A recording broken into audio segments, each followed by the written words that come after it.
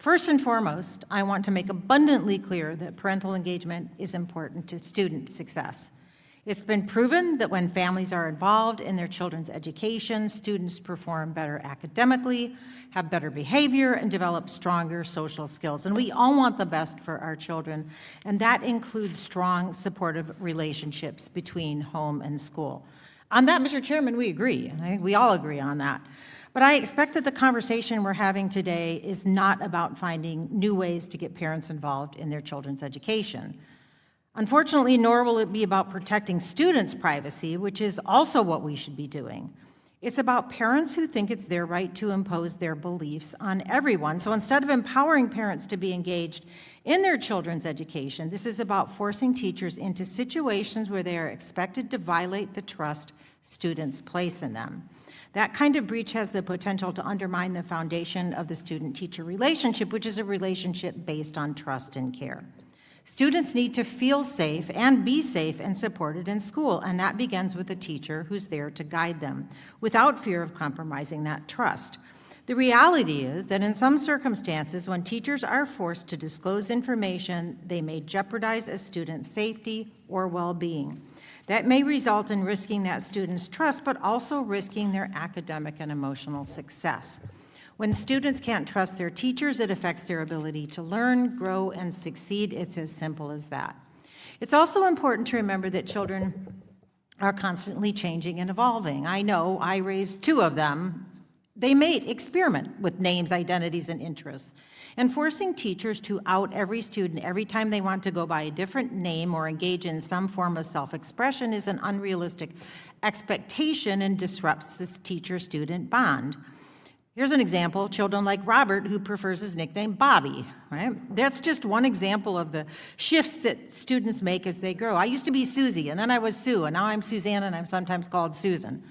Why should a teacher be forced to notify parents every time a child chooses to be called something different? And more importantly, why are we putting teachers in the uncomfortable position of quashing a student's curiosity and growth and betraying that student's trust?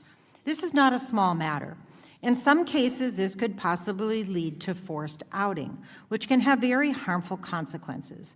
We know that some students, particularly those in vulnerable situations, face homelessness or abusive circumstances when they are outed, before they are ready. Research shows that LGBTQI youth are at least 120% more likely to experience homelessness than their non-LGBTQ+ peers. The right to privacy and the ability to trust one's teacher is especially critical for those students who do not have or do not feel that they have a trusted adult at home. I want to express, and this is a difficult thing to talk about, but it's important to say, it would be very ideal if all parents were supportive of their LGBTQI kids. Sadly, that is not the reality. We must protect all children, especially the most vulnerable who may not have a safe and supportive home environment. We hope all children enjoy, but sadly do not. I also want to touch on something larger. I remain deeply concerned about the political agenda driving this conversation. This hearing is being framed about an issue that misrepresents the concerns of parents and educators. I hope we can resolve these issues and really work together on finding common ground on how we protect privacy rights and strengthen PURPA and FERPA. But I don't want to have another divisive culture war that distracts from the urgent needs of our students and families. We're seeing this administration's ongoing effort to dismantle the Department of Education through 6 unconstitutional interagency agreements that shift crucial responsibilities to other departments, including the Departments of Interior, State, Health and Human Services, and Labor. The transfer of these programs is not only highly inefficient and wasteful, but will result in inconsistent enforcement of federal education policy. When education programs are scattered across a large number of federal agencies, it's led to fragmented, duplicative, and often inconsistent policies regarding to education. I hope we can focus on building stronger partnerships between families and schools and not on divisive measures that threaten to undermine the student-teacher relationship and hinder student outcomes.